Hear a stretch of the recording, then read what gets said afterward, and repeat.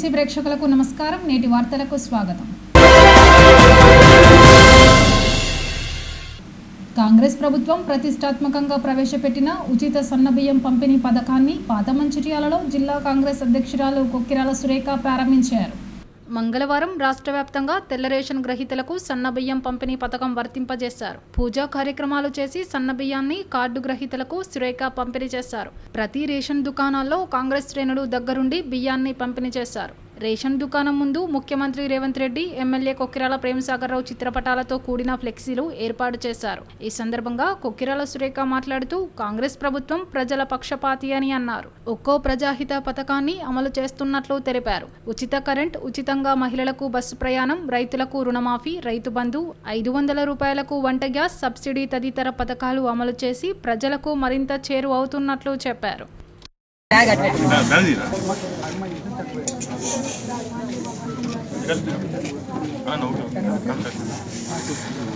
ప్రతిరోజు 2 పూటల కడుపు నిండా అన్నం తినాలనే ఒక కార్యక్రమం తీసుకొని ముందుకు తీసుకెళ్తూ ఈ రోజు తీసుకున్న మన తెలంగాణ గవర్నమెంట్, మన గౌరవ ముఖ్యమంత్రి రేవంత్ రెడ్డి గారు తెల్ల రేషన్ కార్డు మీద సన్న బియ్యం అందిస్తామని చెప్పడం జరిగింది. గతంలో మనకు దొడ్డు బియ్యం ఇస్తే అవి చాలా మంది తినకుండా 10 రూపాయలకు 15 రూపాయలకు అమ్ముకోవడం జరిగింది. అట్లా కాకుండా అందరూ వాడుకునే విధంగా సన్న బియ్యాన్ని అందిస్తామని చెప్పడం, దాంట్లో భాగంగా మొన్న ఉగాది రోజు నల్గొండ జిల్లాలో సన్న బియ్యం అనేది 3 కోట్ల మందికి అందిస్తున్నామని చెప్పి ముఖ్యమంత్రి గారు చెప్పడం జరిగింది. అయితే గతంలో ఎన్టీ రామారావు గారు ఉన్నప్పుడు 2 రూపాయల కిలో బియ్యం అనే పథకం ప్రవేశపెట్టిండ్రు. ఆ తర్వాత కిరణ్ కుమార్ రెడ్డి గారు వచ్చినాక రూపాయికి కిలో బియ్యం అనేది ఇవ్వడం మొదలు పెట్టిండ్రు. అయితే అవే బియ్యం మళ్ళీ ఇప్పటి వరకు దొడ్డు బియ్యమే పంచుతూ ఉన్నారు. అవి చాలా మంది తినడానికి ఉపయోగించుకోకుండా 10 రూపాయలకు 13 రూపాయలకు అమ్ముకోవడం మొదలు పెట్టిండ్రు. అట్లా కాకుండా అందరికీ ఉపయోగపడే విధంగా ఇప్పుడు సన్న బియ్యం అనేది ఇవ్వడానికి శ్రీకారం అనేది చుట్టిండ్రు. ప్రతి ఒక్క పేద వాళ్ళకు కూడా ఒక్కొక్కరికి 6 కిలోల బియ్యం ఉచితంగా అందించడం జరుగుతుంది. అంటే మీరు ఇంతకుముందు ఇచ్చే రూపాయి కూడా ఇవ్వాల్సిన అవసరం లేదు. అందరికీ మీ రేషన్ కార్డుల మీద 6 కిలోల బియ్యం ఇస్తారు. ఇంకొకటి, గత ప్రభుత్వం 10 ఏళ్లలో రేషన్ కార్డులు అనేటివి కొత్త రేషన్ కార్డు ఒక్కటి కూడా ఇవ్వలేదు. అయితే ఇప్పుడు ప్రభుత్వం 5 లక్షల మందికి ఎవరైతే అర్హత ఉన్నదో వాళ్ళందరికీ కూడా రేషన్ కార్డు ఇవ్వడానికి సంకల్పించిండ్రు. ప్రతి ఒక్కరికి కూడా రేషన్ కార్డుకి అప్లై చేసుకున్న వాళ్ళకి రేషన్ కార్డ్స్ అనేటివి ఇస్తారు. మన కాంగ్రెస్ పార్టీ తెలంగాణలో అధికారం చేపట్టిన తర్వాత సామాన్య ప్రజలకు, పేద మధ్యతరగతి, దిగువ మధ్యతరగతి ప్రజలకు ఉపయోగపడే పనులే చేస్తూ ఉంది. ముఖ్యంగా మహిళలకి మన గవర్నమెంట్ వచ్చినాక పెద్దపీట వేయడం జరిగింది. మొట్టమొదటి పథకం మహిళలకు ఉచిత బస్ సౌకర్యం కల్పించినాం. ఆ తర్వాత 500 రూపాయలకే గ్యాస్ సిలిండర్, అలాగే 200 యూనిట్ల వరకు కరెంటు ఫ్రీగా ఇస్తున్నాం. అలాగే రైతులకి వాళ్ళకి 2 లక్షల వరకు రుణమాఫీ, అట్లనే ఎకరానికి 6,000 రూపాయలు రైతు భరోసా పథకం. ఇవన్నీ కూడా తెలంగాణ ప్రభుత్వం, కాంగ్రెస్ ప్రభుత్వం అమల్లోకి తీసుకొస్తుంది. అలాగే మనం స్థానికంగా చూస్తే ఇక్కడ తాగునీళ్ళకు కానీ సాగునీళ్ళకు కానీ ఎలాంటి ఇబ్బంది లేకుండా ప్రేమసాగర్ రావు గారు, అంటే గతంలో మనకు గోదావరి తలాపుకే ఉంది, కానీ ప్రతిసారి తాగునీళ్ళకి మన మంచిర్యాలలో కానీ నస్పూర్ పట్టణంలో కానీ చాలా వార్లలో ఇబ్బందిగా ఉండేది. అయితే ఎల్లంపల్లి నీళ్లు ముందు మా ప్రజలకు, ఇక్కడ ఉన్న వాళ్ళకి నీళ్ళు ఇచ్చిన తర్వాతనే మీరు రాష్ట్రం మొత్తం తీసుకుపోండి అని గత సంవత్సరం ప్రేమసాగర్ రావు గారు గట్టిగా హెచ్చరించడం, ఇక్కడున్న ప్రతి వార్డులో కూడా ఎవరికి కూడా నీళ్లు, మంచినీళ్ళు అనేటివి ఇబ్బంది రాకుండా నీళ్లు సప్లై చేయడం అనేది చేస్తున్నాం. అలాగే రైతులకి కూడా గత సంవత్సరం ఏసంగికి మనం సాగునీళ్లు కూడా ఇవ్వడం జరిగింది. రాష్ట్రం మొత్తం నీటి ఎద్దడి ఉంటే మన దగ్గర మాత్రం తాగునీళ్లు, సాగునీళ్లు 2 కూడా పుష్కలంగా ఇవ్వడం అనేది జరిగింది. అలాగే ఇప్పుడు రోడ్లు విస్తరణ కూడా మనం చేస్తున్నాం. ఇంతకుముందు మన పాత మంచిర్యాల మీద దృష్టి పెట్టమని అడిగారు తుమ్మల నరేష్ గారు. ఇక్కడ ఒకటి ముల్కాల దగ్గర నుండి అంతర్గం బ్రిడ్జ్ ఏదైతే అది క్యాన్సిల్ చేసేసి ముల్కాల దగ్గర నుండి బసంత్ నగర్ కి తీసుకెళ్లడానికి ఒక నూతన నిర్మాణం అనేది ఒకటి జరుగుతుంది. అలాగే దాంట్లో భాగంగా 6 లేన్ రోడ్ ఇక్కడ చేయడం అనేది మన మంచిర్యాల మెయిన్ రోడ్ లో జరుగుతుంది. అలాగే అండాలమ్మ కాలనీకి రంగపేటకి వెళ్ళే రోడ్డు కూడా 100 ఫీట్ల రోడ్డు అనేది వేయిస్తాము అని చెప్పేసి ప్రేమ్సాగర్ రావు గారు చెప్పడం జరిగింది.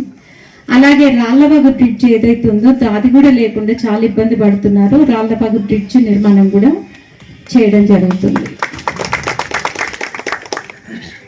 ప్రేమ్సాగర్ రావు గారు అధికారంలోకి వచ్చిన తర్వాత ఎక్కడ ఏ సమస్యలు ఉన్నాయన్నది అంటే మేము గత 10 సంవత్సరాలుగా ప్రతి వాడవాడకి గడప గడపకి వెళ్ళినప్పుడు ఇక్కడ సమస్యల గురించి చెప్పడం జరిగింది. దాంట్లో భాగంగానే ముందు మన మహాప్రస్థానం అనేది మంచిర్యాలలో మనకు గోదావరి ఒడ్డుకి అంతకుముందు దహన సంస్కారాలు చేసేవాళ్ళు. ఇప్పుడు అట్లా కాకుండా ఒక మహాప్రస్థానం అది నిర్మించుకొని ఇక్కడున్న సామాన్య పేద ప్రజలకైతే అది ఉచితంగా దహన సంస్కారాలు చేసుకునే అవకాశం కల్పిస్తామని ప్రేమ్సాగర్ రావు గారు చెప్పడం జరిగింది. దాదాపుగా అందరు చూసే ఉంటారు, 4 ఎకరాల స్థలంలో మనం ఒక అత్యాధునిక వసతులతోని మహాప్రస్థానం అనేది నిర్మించుకున్నాం. అలాగే ఇప్పుడు ఒక సూపర్ స్పెషాలిటీ హాస్పిటల్ కూడా మనం ఐపీ చౌరస్తా దగ్గర ఒకటి కట్టుకుంటున్నాం. ఇంతకు ముందు గతంలో గోదావరి ఒడ్డుకి మాతా శిశువు హాస్పిటల్ కట్టడం, మామూలుగా అక్కడ ప్రతిసారి కూడా వర్షాలు వచ్చినప్పుడు గర్భిణులు, అప్పుడే పుట్టిన పిల్లలు వీళ్ళందరూ కూడా బాలింతలు ఇబ్బంది పడడం జరిగింది. అయితే అట్లాంటి ఇబ్బందులకు స్వస్తి చెప్పాలని చెప్పి 300 కోట్లతోని 600 పడకలతోని ఒక సూపర్ స్పెషాలిటీ హాస్పిటల్, అందులోనే ఒక మాతా శిశువు హాస్పిటల్ కూడా మనం ఇప్పుడు కట్టుకుంటున్నాం. ఇప్పుడు ఇంకొకటి కూడా, ఎవరైతే అర్హులున్న యువకులు, నిరుద్యోగ యువకులు ఉన్నారో వాళ్ళకి 3 లక్షల వరకు ప్రభుత్వం ఏవైనా ఉపాధి కల్పన కోసం లోన్ అనేది ఇవ్వడం జరుగుతుంది. దాంట్లో బీసీలకైతే 60% రాయితీలు ఉంటాయి, ఎస్సీ ఎస్టీలకైతే 80% రాయితీలు ఉంటాయి. అర్హులైన వాళ్ళందరూ కూడా దానికి అప్లై చేసుకోవాలి. అయితే ఇది ఏప్రిల్ 5th వరకే లాస్ట్ డేట్ అని ఇంతకుముందు చెప్పిండ్రు.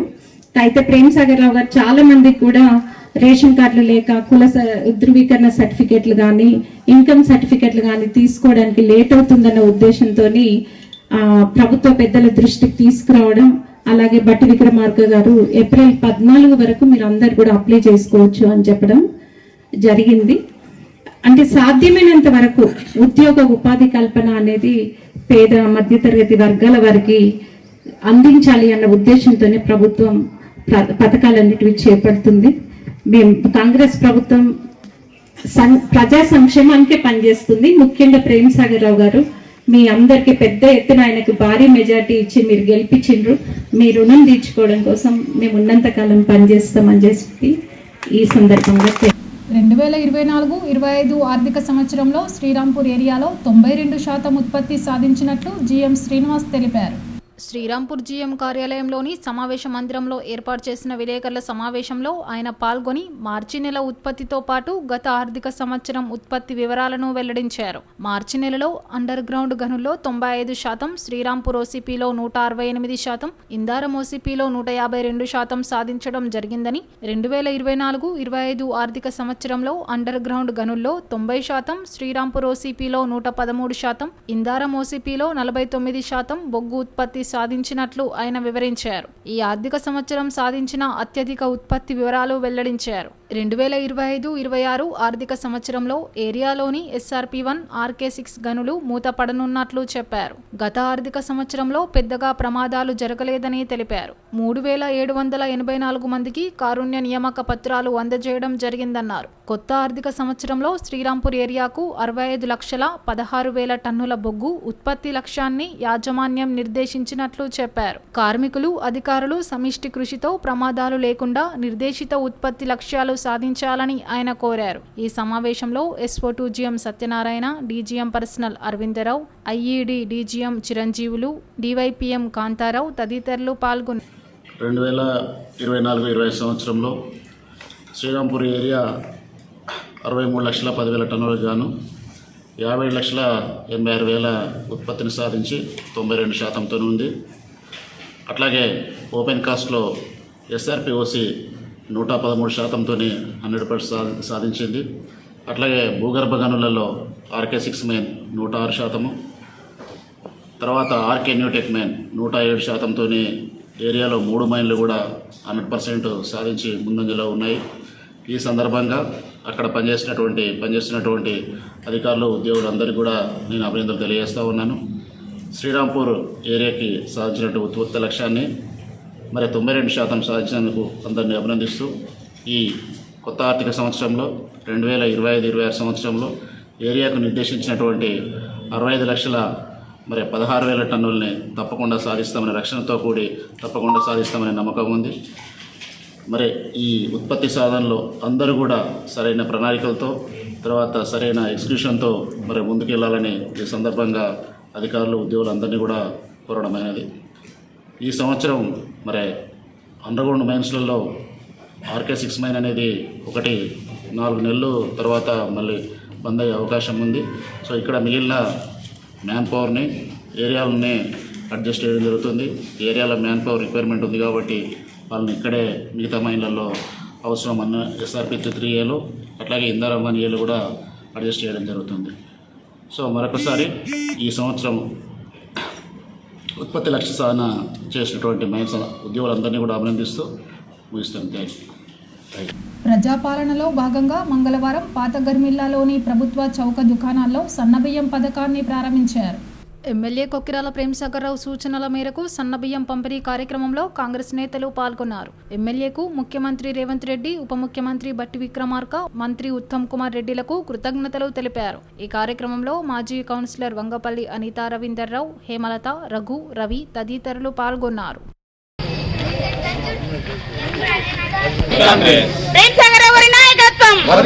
రేవంత్ రెడ్డి గారి నాయకత్వం, సోనియమ్మ గారి నాయకత్వం, జయ హో ప్రజాపాలన, జయ హో ప్రజాపాలన, జై కాంగ్రెస్.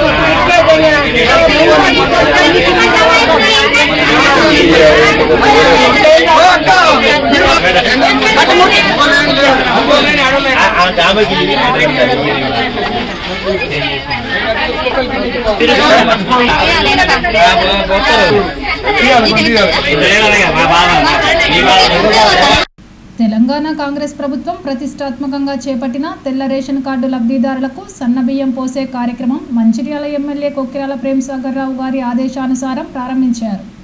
నస్పూర్ 6వ వార్డులో రేషన్ షాపులో ప్రారంభించిన మాజీ కౌన్సిలర్ పూదరి కుమార్, వార్డు అధ్యక్షులు చిలుక మల్లేష్, వార్డు మహిళా అధ్యక్షురాలు సీకొండ రాధ, వార్డు కాంగ్రెస్ పార్టీ నాయకులు పొట్ల శ్రీరాములు, మహంకాళి రమేష్, కె రాజయ్య, ఎం చంద్రయ్య, వి రవీందర్, జక్కుల శ్రీను, మహిళా నాయకులు మహంకాళి విమల, కె రాజేశ్వరి తదితరులు పాల్గొన్నారు.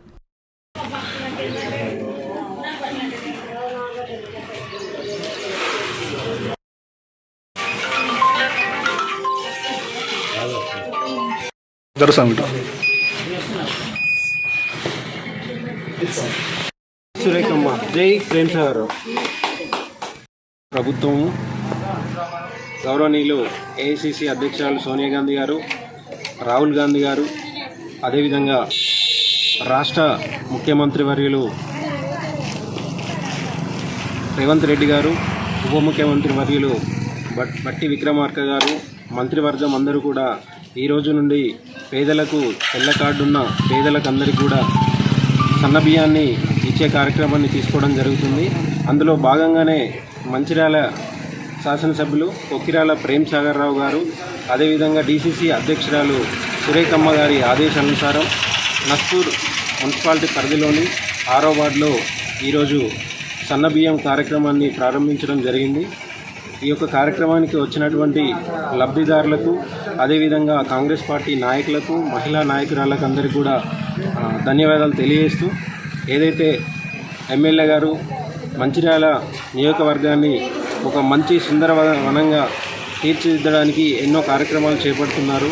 1000 కోట్లను ఇక్కడ తీసుకొచ్చి మరి 600 పడక ఆసుపత్రులు అయితేనేమి, ఎన్నో బ్రిడ్జిలు అయితేనేమి, రోడ్లు వెడల్పులు అయితేనేమి, ఇలా చెప్పుకుంటూ పోతుంటే ఒక శ్మశాన వాటిక, ఇలా ఎన్నో రకాలుగా ప్రజలకు అందుబాటులో ఉంటూ ఇలా ఎంతో గౌరవంగా మేము చెప్పుకునే విధంగా ఎమ్మెల్యే గారు ఎన్నో వేల కోట్లు తీసుకొచ్చి ఇక్కడ మంచి కార్యక్రమాలను చేపడుతున్నారు.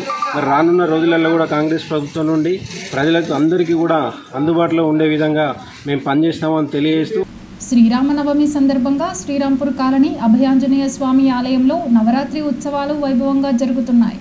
శ్రీరామనవమి పురస్కరించుకొని హనుమాన్ ఆలయంలో ఉగాది నుండి నవరాత్రి ఉత్సవాలను నిర్వహిస్తున్నారు. శ్రీరామనవమి ఉత్సవాల్లో భాగంగా మంగళవారం ఆలయంలో మహాకుంభాభిషేకం, పంచముఖ కుంభాభిషేకం తదితర పూజా కార్యక్రమాలను నిర్వహించారు. నవరాత్రి ఉత్సవాలతో పాటు ఆదివారం జరిగే సీతారాముల కళ్యాణ మహోత్సవానికి భక్తులు పెద్ద సంఖ్యలో హాజరు కావాలని ఆలయ పూజారులు కోరారు. ఈ కార్యక్రమంలో సింగపూర్ మాజీ సర్పంచ్ మల్లెత్తుల రాజేంద్రపాణి, ఆలయ కమిటీ సభ్యులు, భక్తులు తదితరులు పాల్గొన్నారు.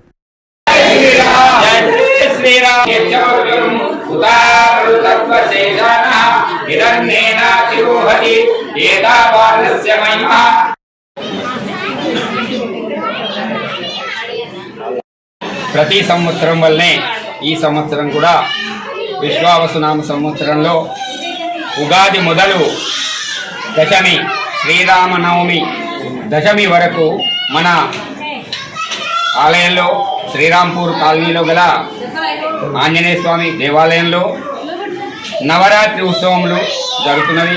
అట్టి నవరాత్రి ఉత్సవములు ఉగాది నుండి మొదలుకొని ప్రతిపద మొదలు దశమి వరకు జరగనున్నవి. ఈ యొక్క నవరాత్రి ఉత్సవములలో ఈరోజు సీతారామ లక్ష్మణులకు మహా కుంభాభిషేకము, అదేవిధంగా పంచసూక్త సహిత పంచామృత మహా కుంభాభిషేకం జరిగింది. అదేవిధంగా రేపు మా ఆలయంలో ఉన్నటువంటి గణపతికి మకర తోరణ అలంకరణ, అదేవిధంగా ఆ తదుపరి మనకు సహస్ర పత్ర నామార్చన, అదేవిధంగా పుష్పార్చన మొదలగు మహోన్నత కార్యక్రమాలున్నవి. నవమి రోజు శ్రీరామ కళ్యాణం మహావైభవపేతంగా మన ఆలయంలో జరగనుంది. అదే కాకుండా శుక్రవారం రోజున స్త్రీమూర్తులచే కుంకుమార్చన, సామూహిక కుంకుమార్చన కార్యక్రమం జరగబడుతుంది. ఇవన్నీ ప్రతి సంవత్సరం మన దేవాలయంలో మన క్షేమం కోరి అందరూ కూడా ఆయురారోగ్య ఐశ్వర్యాలు కలిగి ఉండాలని చేస్తుంటాం. కాబట్టి ఈ యొక్క కార్యక్రమంలో అందరూ పాల్గొని ఆ స్వామివారి కృపకు పాత్రలు కాగలరని మనవి చేస్తున్నాం. జయ శ్రీరామ. స్వామి టెంపుల్లో ప్రతి సంవత్సరం లాగానే ఈ సంవత్సరం కూడా భక్తులు అందరూ పాల్గొని శ్రీరామనవమి మరియు నవరాత్రులను విజయవంతం చేయాలి.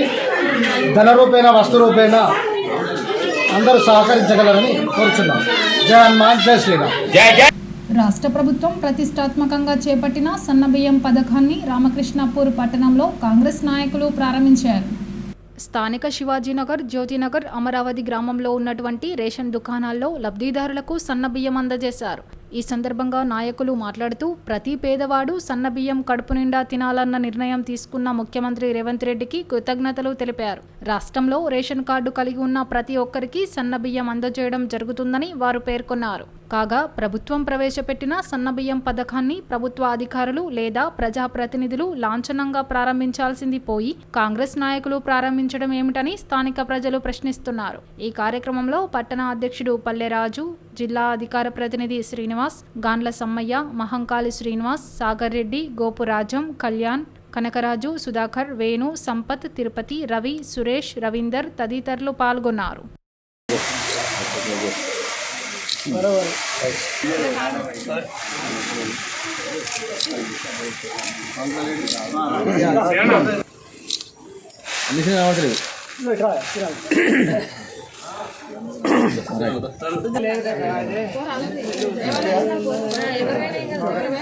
తర్వాత మళ్ళీ మీకు వేరే ఇస్తారు.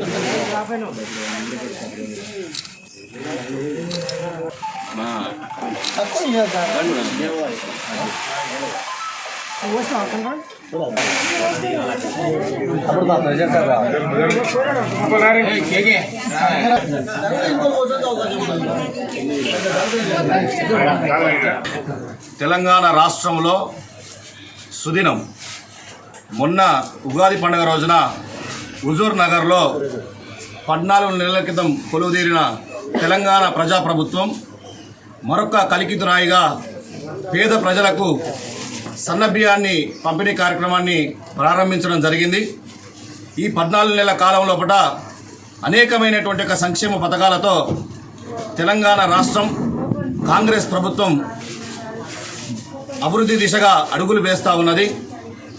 ఏవైతే ఎన్నికల్లో ఇచ్చినటువంటి హామీలు ఉన్నాయో ఆ హామీలను ఒక్కొక్కటిగా నెరవేరుస్తూ మహిళలకు ఉచిత బస్సు, పేదలకు 200 యూనిట్లకు ఉచిత కరెంటు, 500కే గ్యాస్ సిలిండరు, రైతులను చూసుకున్నట్లయితే మద్దతు ధర, పంటకు 500 రూపాయల బోనస్.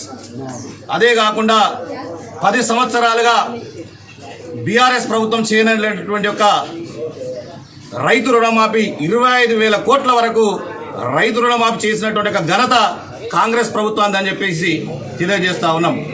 అంతేకాకుండా ఈరోజు తెలంగాణ రాష్ట్రం లోపల 10 సంవత్సరాల నుంచి రానటువంటి రేషన్ కార్డుల ప్రక్రియ కావచ్చు, పింఛన్ యొక్క కొత్త పింఛన్లు కావచ్చు, డబుల్ బెడ్రూమ్ల ఇండ్లు కావచ్చు, ఈ యొక్క ప్రక్రియ ఏదైతే ఉందో కాంగ్రెస్ ప్రభుత్వం మొదలుపెట్టింది.